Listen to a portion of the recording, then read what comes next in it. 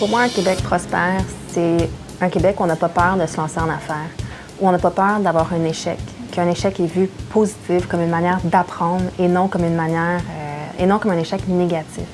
Pour moi, la prospérité, ça représente un endroit où il y a beaucoup d'opportunités d'emploi pour les gens qui veulent travailler dans les entreprises.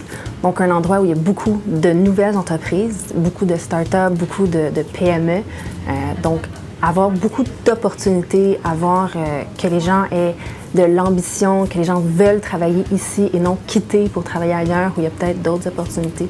Donc, pour moi, la prospérité représente peut-être un incubateur de start-up, un endroit où les gens veulent se lancer, veulent travailler, veulent vraiment passer leur temps ici et qu'il y a beaucoup de richesses, que les gens veulent créer de la valeur et des entreprises et travailler vraiment ici.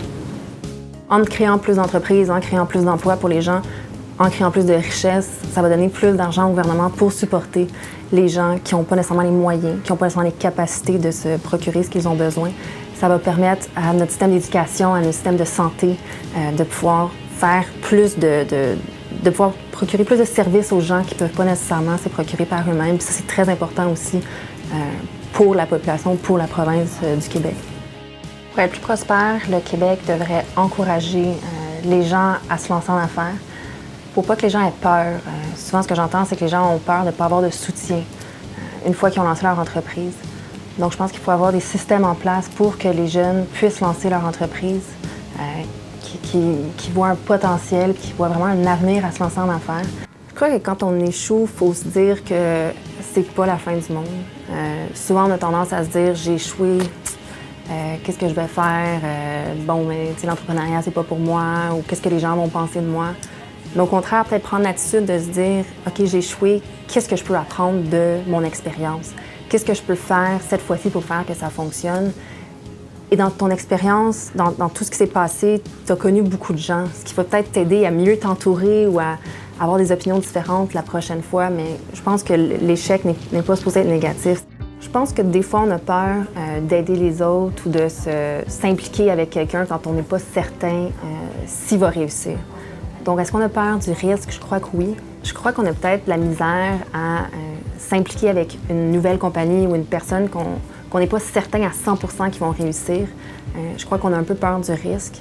Et c'est peut-être pour ça qu'en ce moment, les entrepreneurs sont pas certains s'ils veulent vraiment se lancer. Ils prennent peut-être du recul puis attendent de voir un peu autour d'eux. Une des choses qu'on a vécues, nous, c'est dans nos débuts, on allait rencontrer des entreprises puis on se faisait souvent dire bien, je vais attendre 1 an ou 2. Si vous êtes encore en vie, bien, je vais venir avec vous autres. On va collaborer ensemble, on va commanditer ou on va faire un partenariat. Je sortais de là, puis je trouvais ça difficile parce que je me disais, bien, si vous ne croyez pas en nous assez pour nous aider un tout petit peu en ce moment, je ne survivrai pas dans 2 ans. Donc, il a vraiment fallu que j'aie des gens qui croient en moi pour m'aider. Puis à ce moment-là, c'était pas nécessairement des gens qui croyaient dans mon entreprise. C'est des gens qui me voyaient, qui voyaient quelqu'un de déterminé devant eux et ils ont voulu m'aider moi. Puis je crois que c'est très important d'aider les gens puis de croire en leur projet. Même si vous ne savez pas s'ils vont réussir dans 1 an, vous pouvez les aider. Puis je pense que c'est important si on veut un Québec prospère. Il faut aider les gens, il ne faut pas qu'ils aient peur de se lancer. Et c'est quelque chose en ce moment que je pense qu'au niveau du risque, il faut peut-être repenser un petit peu comment qu'on le voit. C'est en risquant un peu qu'on va réussir à pousser les gens, à les motiver à faire une différence dans leur communauté. Pour en savoir plus, allez sur prospérité.québec.